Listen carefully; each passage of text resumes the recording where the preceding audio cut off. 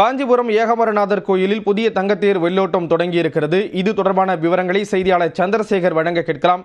சந்திரசேகர், விவரங்கள் பகிர்ந்துக்கலாம். நிச்சயமாக ஸ்ரீராம், காஞ்சிபுரம் மாநகராட்சியில் உள்ள பகுதியில் இருக்கும் அருள்மிகு ஸ்ரீ ஏகாம்பரநாதர் திருக்கோயிலில் 17 ஆண்டுகளுக்கு பிறகு 33 கோடி மதிப்பில் புறநமைப்பு பணிப்பு முடிவடைந்து வரும் திங்கட்கிழமை அதிகாலை 5 மணி அளவில் மகா கும்பாபிஷேகமானது நடைபெறுகிறது.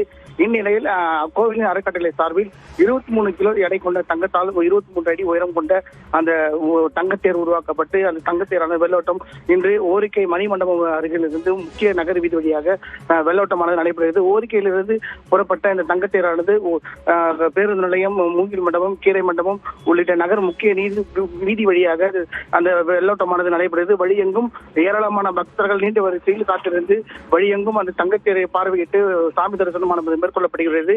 இந்நிலையில் இன்று இரவு கோவில் நிர்வாகம் சார்பில் செயலாளரிடம் இந்த 23 எடைக்கொள்ள தங்கத்தால் செய்யப்பட்டுள்ள இந்த தேரை ஒப்படைக்கும் பணி நடைபெறுகிறது. வழியெங்கும் பக்தர்கள் நீண்ட வரிசையில் நின்று கொண்டு சாமி தரிசனமானது மேற்கொள்ளப்பட்டு வருகிறது. ஸ்ரீராம், விவரங்களை வழங்கியதற்கு நன்றி சந்திரசேகர்.